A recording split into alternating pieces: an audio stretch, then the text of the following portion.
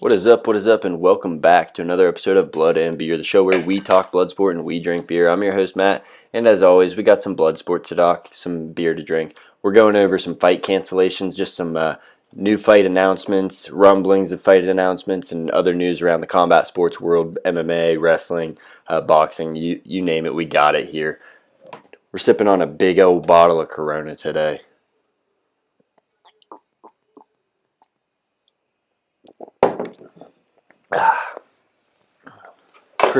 Pretty damn yummy. Alright, but yeah, like I said, we've got some fight cancellations that one big fight cancellation we'll talk about real quick, and then a planned fight that got canceled, what we're looking at to replace those. We're going to be talking about UFC 307 way too early, and then a new champion over on Monday Night Raw also. First, the fight that we had canceled it was supposed to be on not this weekend's card, but next weekend's card, UFC 307. We had Aljamain Sterling taking on Movsar Evlov. Aljamain Sterling had an elbow injury. He was pulled from the fight. They couldn't find anybody to step in on short notice that was worth it for Evlov, so they canceled the fight altogether. And Aljo's saying if they can't rebook the fight, he'd love to fight Diego Lopez. Lopez is ranked number 3 right now. That'd certainly be a title eliminator if he can get that fight. Evlov, he wants to fight Aljo next, I'm sure, because he's looking to fight a top guy.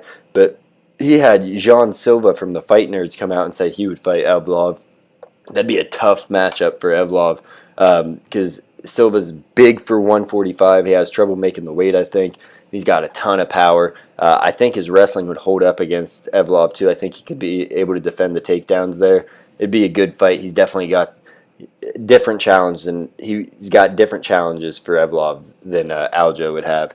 And for Aljo, if he fought Diego Lopez, that'd be a tough fight for him as well, because instead of fighting against a heavy wrestler and Lopez fighting against a guy with great jiu-jitsu but not great wrestling in Ortega, you have both of them taking on someone they've never fought before. Or I haven't seen Lopez fight anybody other than Evlov that's a super strong wrestler. Aljo's just that. He's a backpack. And for Aljo, he hasn't had to fight anybody that's a tornado like the Diego Lopez. Last guy he fought that was like that was probably Marlon Morales, and that was years ago. I think he got knocked out by a knee, but that was forever ago. Lopez is wild.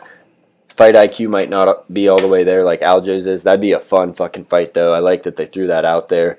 That'd be a good fight for Lopez in the meantime, waiting for a title shot if he can't get the Volkanovski fight. So that's what we got for the fight cancellation and what we hear happening next for those guys, possibly. They might rebook the fight, just throw it on 308 or 309, but right now they got it canceled.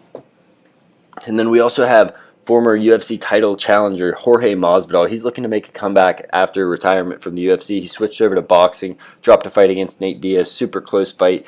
He's calling out former UFC welterweight champ Leon Edwards. These guys have beef. It'd be a fun fight. Striker versus striker. Jorge didn't look great towards his exit of the UFC. I think he dropped 3 or 4 in a row.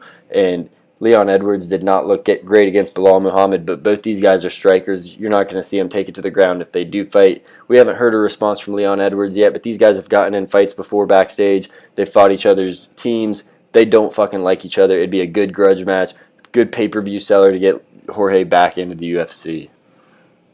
And then another fight canceled, whatever you have. Conor McGregor, his fight with Michael Chandler is not going to be happening next. Michael Chandler instead is going to be taking on Charles Oliveira at UFC 309. And McGregor's fired up about it. He says he's out of the loop with the UFC. He doesn't know what's going on. He says, I'm the most tested guy. I don't know why they won't give me a date. He's posting screenshots of his messages with the Drug-Free Sport America. And he's passing all his tests. He says he's the most tested guy 2 times over. He's fired up.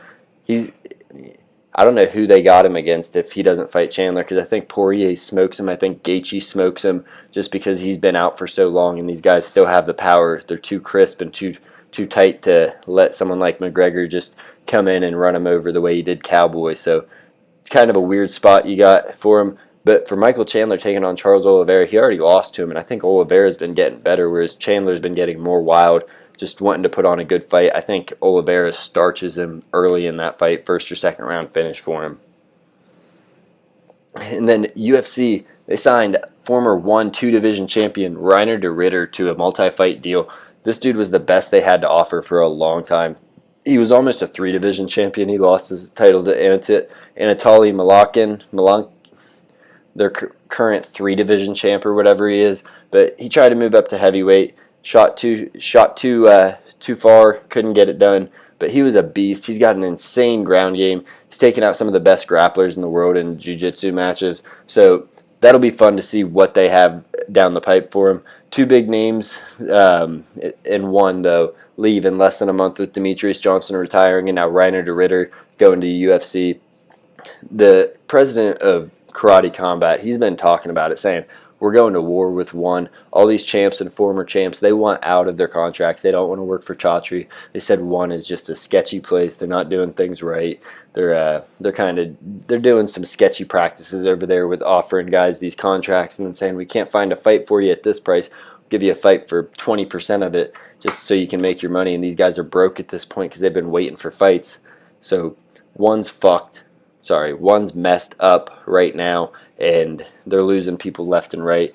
It's not looking good for another promotion that was damn near number 2 in the world at one point behind the UFC. You have them and PFL just falling, and there's no one really coming up behind them to take their spot right now. But they're just making that gap between them and the UFC that much bigger in a time where they could really be gaining ground, because the UFC, while they're not falling, they're not gaining a lot of ground right now. Sphere was definitely a game changer, but this is the time these guys need to be putting all their eggs out there, not worrying about the money, worrying about getting the fans, because once you get the fans, the money comes. But PFL going for pay-per-views too early, one championship, signing all these guys, and then not being able to get them fights. It's just bad business practice, poorly run promotions.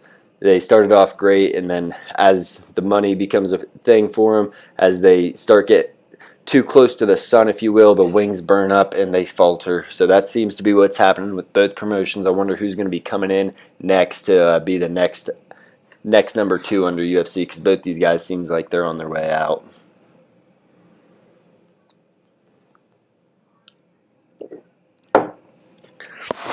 All right, and then UFC 307. It's 2 weeks away, but it's an absolutely loaded card. Being headlined by Max Holloway headlined by Alex Pereira versus Khalil Roundtree. Fucking banger. Kickboxer versus Muay Thai specialist. Both guys got crazy power. That's going to be an awesome fight. You also got Joaquin Buckley taking on Stephen Wonderboy Thompson. That's going to be a fun stand-up fight.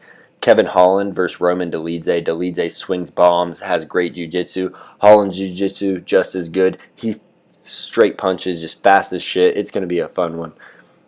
And then you got Kayla Harrison taking on Caitlin Vieira, and Rocky Pennington taking on Juliana Pena for the championship. That's kind of a 4-women bantamweight tournament they got going on there, because the winner of the Harrison Caitlin Vieira fight, they're going to be fighting the winner of Pennington versus Pena for the belt next. So that's a cool little thing they got going on there. It's a perfect little tournament they got set up for these top 4. Goodness gracious. And then you got the legend, one of the pound-for-pound best of all time, Jose Aldo, taking on Mario Batista. You might not know who Mario Batista is, but this dude's been just fucking flying through the division. Doesn't get a lot of recognition because he's terrible on the mic. He gets up there and he just gets so nervous, doesn't really say anything, afraid to call anyone out. But this dude's a beast, taking on Jose Aldo. If the lights aren't too bright for him, it's a platform for this guy to not have to say anything, to just elevate his game, get his name out there with the name like Jose Aldo on your record. So this card's going to be absolutely stacked, but that's in 2 weeks. First we have UFC Paris. Goodness. Sorry. But first we have UFC Paris coming up this weekend. It's a weird start time because it's one of those international cards, but tons of fun matchups on there. Going to be some bangers, stand-up wars. French fans always show out. It's got 5 French fighters or 6 French fighters on the main card. It's going to be fun as hell. International cards always are. Dana brings the fire to these cards overseas. And then if you're looking for something to do, just as we transition to our next topics here, UFC just posted a video with 2 hours of their best rounds. Not their best fights for the whole thing, just best rounds. So you got Oliveira versus Chandler round 1. You got Gaethje versus Poirier on there, one of their rounds. You got the 5th round of Holloway, Gaethje, all over the place. And then you got pride rounds in there as well with Don Fry and the giant Asian dude where they just punch each other in the face nonstop. Just crazy fights. It was fun to watch. I watched it at double speed, and it was just a cool little thing to watch if you got nothing to do. That's on UFC's YouTube page. And then UFC veteran Kevin Lee, former interim title challenger, he's got 2 fights booked, and they were both announced in these past 2 weeks. So he's got a fight on September 28th versus Thiago Oliveira, and that's going to be in traditional MMA.